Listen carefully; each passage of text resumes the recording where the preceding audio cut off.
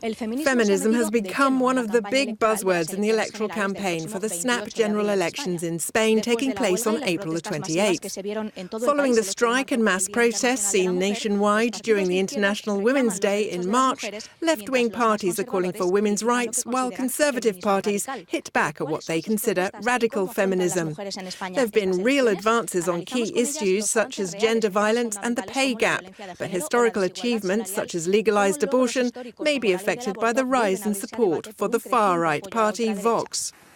The women's vote could tip the balance in the Spanish general elections. Polls show that 60% of undecided voters in Spain are female. For the younger ones, this is the moment to mark a major change. I think there's confusion with a lot of people who need to know what feminism is. There's a lot of talk about 1 out of every 3 girls killed not having reported any danger, but the other 2 have, and nothing has been done. Many political parties have made the fight against gender inequality a central theme of their campaign. One of the reasons for the rise of the feminist movement in Spain is a wave of movements that began on the 15th of May, and it gathered a society together to be more active and more involved in these movements, and people are making this a priority. Sexism, wage and job inequalities are still present in Spanish society. Women in Spain earn 15.1% less than men, according to Eurostat. Hotel waitresses have been protesting every month to fight this inequality. Not only wage inequality, but specific jobs that make it seem like we're subservient to them and that we're working in exploitative conditions that don't look like they should be in the 21st century.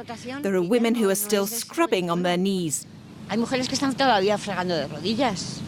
Another of the main pending issues is the fight against gender violence. Condemnations have increased in the last year. The Annabella Foundation provides workshops to help women who've been victims of abuse. Within the Pact of State, the main proposals that we've made are mainly based on the fact that a woman does not need to report to the police to be able to enter a shelter. Meanwhile, it's important that they help the labour market. And in addition, it's important that everyone who takes part in the process of helping victims of gender violence has a very intense form of training.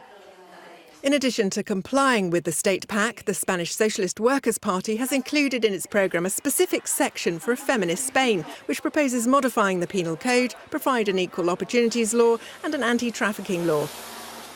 The truth is, on the Conservative side, it's a little scary to see extreme right-wing proposals from parties such as Vox, questioning basic issues such as the right to abortion, something that's already well established in Spanish society. And now it returns to public debate and questions women's rights. Meanwhile, we have citizens who do not want to miss the movement on March the 8th and want to bet on the discourse of liberal feminism, which is something that generates a lot of controversy because from the theoretical and philosophical point of view, it's difficult to understand.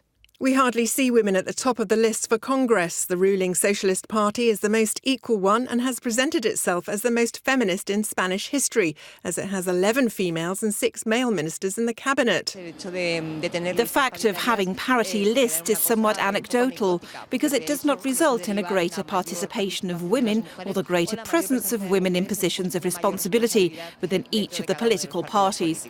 Whilst we wait to find out how the Chamber of Deputies will be configured and how the complicated game of majorities and pacts will turn out, the only thing that's clear is that the next president of the Spanish government will once again be a man.